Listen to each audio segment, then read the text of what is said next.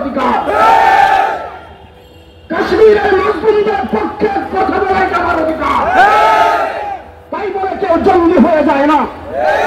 শেখ হাসিনা তাকে ক্ষমতায় বসানোওয়ালা ভারতকে খুশি করে ক্ষমতাকে স্থায়িত্ব করার জন্য বাংলাদেশে বিগত 16 বছর জঙ্গি নাটক মঞ্চস্থ করেছে মাত্র। আমার জিজ্ঞাসা, যদি 76 কেজি মামলা সত্যই হবে, তাহলে মামলার চূড়ান্ত রায়ের আগে মুফতি হান্নানকে তড়িঘড়ি করে কেন ফাঁসির কাস্টে ঝুলানো হলো? সেই মামলার আসামি তারেক রহমান কেন খালাস পায়? তারেক রহমান খালাস পায়, তাহলে মুফতি হান্নানের দোষ ছিল। ফাঁসি দেওয়ার পিছনে হাসিনারও বিচার কার্যকর করা উচিত। এই সমস্ত মামলায় যে সমস্ত এবং মাজলুমরা জেলে আছে, তারা নির্দোষ, তারা নিরপরাধ, তারা জুলুমের শিকার, হাসিনার ক্ষমতার লুবে লুৎসায় নির্যাতনের শিকার এই সমস্ত ওলামায়ে-কেরাম। অতএব জালেম হাসিনা দিল্লি চলে গেছে, দিল্লির কোন নির্দেশ বাংলায় চলতে পারে না, কোন এজেন্ডা বাংলায় চলতে পারে না, আমেরিকার ষড়যন্ত্র বাংলাদেশে বাস্তবায়ন হতে পারে না। আমি বাংলাদেশ খেলাফত আন্দোলনের মহাসচিব হিসেবে বলছি, এই সমস্ত আলেমদের মুক্তি পাওয়া তাদের মানবিক অধিকার, তাদের নির্যাতিত পরিবারের অধিকার। অতএব ফারাবী, শেখ ফরিদ, আমিনুল ইসলাম সহ যে সমস্ত ওলামায়ে-কেরাম ওই সমস্ত মামলার জেলখানা আছে, ওদেরকে অবিলম্বে মুক্তি দিতে হবে। তারেক রহমান মুক্ত, আপনার জামিন পাচ্ছেন। বাবার সাহেবরা অস্ত্র মামলা থেকে মুক্ত হয়ে স্বাধীনভাবে ঘুরে বেড়াচ্ছেন, তাহলে এই মুক্তি ওলামায়ে-কেরামের অধিকার। অতএব মুক্তি দিবেন, নচেত আলেমদের সাথে বৈষম্যহীন মুক্তি আন্দোলনের সাথে খেলাফত আন্দোলনের একাত্মতা ঘোষণা করে মানিয়ে আনতে বাধ্য হবে।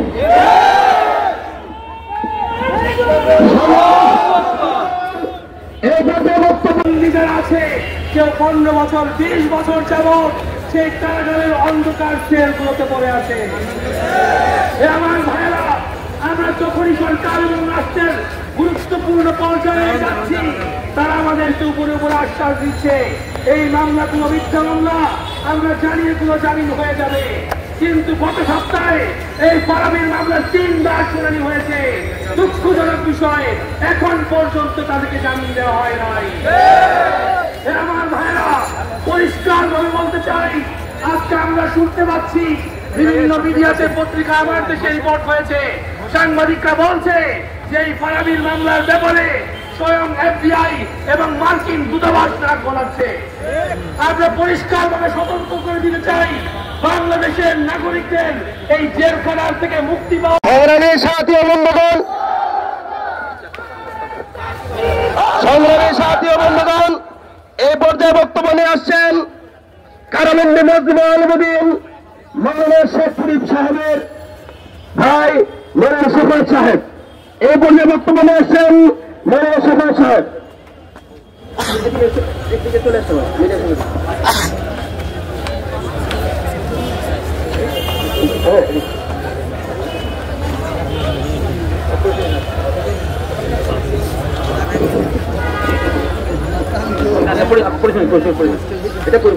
আলহামদুলিল্লাহ, আলহামদুলিল্লাহি ওয়া কাফা ওয়া সালামুন আলা ইবাদিহিল্লাযিনা ইসতাফা।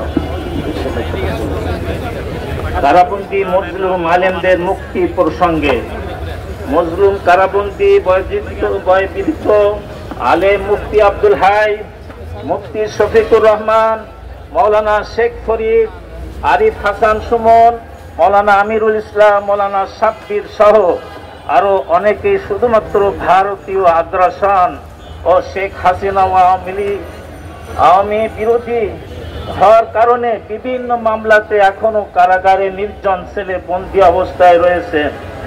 ওনাদের বিরুদ্ধে আনা অভিযোগ গোজামিল দিয়ে সাজিয়ে তাদেরকে কারাবন্দিতে আটকিয়ে রাখছে। কোটালীপাড়া শেখ হাসিনা হত্যা প্রচেষ্টা মামলায় জুলাই বিপ্লব পরবর্তী সময় কেন এখনো কোটালীপাড়া ৭৬ কেজি বোমা দিয়ে শেখ হাসিনা হত্যার চেষ্টার মতো ভিত্তিহীন মামলায় আলেমরা জেলে থাকবেন? তা প্রশ্ন। কোন ধরনের সাক্ষ্য, কোন ধরনের সাক্ষ্য প্রমাণ ছাড়াই এই ভুয়া মামলায় হাসিনার কোর্ট অসংখ্য আলেমদের মৃত্যুদণ্ড দিয়েছিল? রমনা বটমূল বোমা হামলা মামলা শেখ হাসিনা ক্ষমতায় থাকা অবস্থায় এই মামলায় 400 বারের অধিক সময় নিয়েছে রাষ্ট্রপক্ষ। 3 বার বিচারিক বেঞ্চ পরিবর্তন করেছে। যুক্তি তর্ক শেষ হওয়ার পর বারবার মামলা স্থগিত করে দিয়েছে, কারণ তারা অভিযোগ প্রমাণ করতে পারে নাই। কোন ধরনের সরাসরি বা পারিপার্শ্বিক প্রমাণ তারা হাজির করতে পারে নাই। বারবার যুক্তি তর্ক শেষ হওয়ার পরও মামলার কোনো মেরিট না থাকায় হাইকোর্টের বিচারকরা রায় দিতে পারেননি।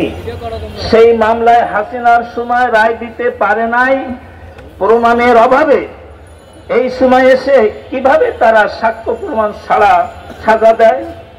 বাংলাদেশ হাইকোর্টের ইতিহাসে এটাই একমাত্র মামলা যা 11 বছর সময় নিয়েছে। সিলেট শাহ এস.এম. কিবরিয়া হত্যা মামলা, এই মামলায় এখন পর্যন্ত 3 বার গোজামিল এবং চার্জশিট দাখিল করেছে। এই 3 চার্জশিটের কোনোটার সাথে কোনো মিল নাই। করেছে সালমান।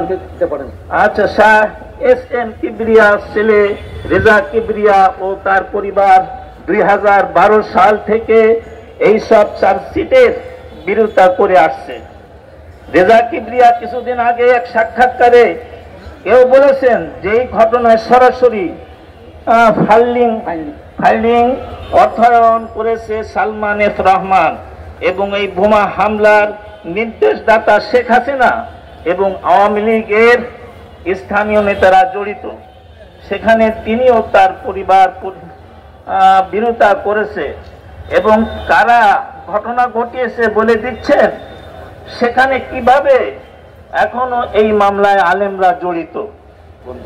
বন্দী সিপিবি সমাবেশ বোমা হামলা ঘটনা 2001 সালের 2013 সালের এসে হঠাৎ করে আলেমদেরকে জড়িয়ে চার্জশিট প্রদান করে শেখ হাসিনার সরকার। এই ঘটনায় কোনো সাক্ষ্য প্রমাণ করতে না পেরে ভারতীয় পত্রিকা দ্য হিন্দুর একটি প্রতিবেদন এর উপর ভিত্তি করে রায় দেয় আদালত। গোপালগঞ্জ, বানিয়াচর ইত্যাদি। আমি একটা কথা বলবো, আমি আমার এই ভাই, ছোট ভাই শেখ ফরিদ, তার মামলা পরিচালনা করতে এসে কোর্টে 2বার গ্রেপ্তার হয়েছি। আমাকে রিমান্ডে নেওয়া হয়েছে। বিভিন্নভাবে আমাকে আটকানোর চেষ্টা করেছে। আমি বলে দিয়েছিলাম, যদি কোনো বাংলাদেশে কোনো প্রমাণ করতে পারে কোন জায়গায় সন্ত্রাসীর যে সমস্ত মামলা আছে তাদের লিস্টভুক্ত আমার দেখাতে পারেন, তাহলে আমি মেনে নেব। কিন্তু আমাকে আমার ভাইয়ের মামলা পরিচালনা করার সুযোগ দিন। আমাকে সুযোগ না দিয়ে আমাকে কারাবন্দী করছে, পরবর্তীতে জেলে পাঠাইছে। এটা কোন আচরণ? এইভাবে আমার ভাইয়ের জন্য আমি W33 SI আলী হাসান সে সাক্ষ্য দিয়েছিল যে তিনি বিদেশে প্রায় 3.5 বছর বিদেশে ছিল, বিশেষ ছিল। কিন্তু এই সমস্ত আমলে সে বিদেশে ছিল, কিভাবে তাকে মামলা জড়িত করা হয়েছে? আমি চাই এই পরিবার মানে কাঁদতেছে, এদের মুক্তি চাই, শেখ ফরিদের মুক্তি চাই, অন্যান্য আলেমদের মুক্তি চাই। এই ফ্যাসিস্ট সরকারের বিরুদ্ধে তারা কথা বলছিল, তাই তাদেরকে ষড়যন্ত্র করে তাদের কাটটায় রাখেছে। ধন্যবাদ। সকলে সংক্ষিপ্ত বক্তব্য দিল।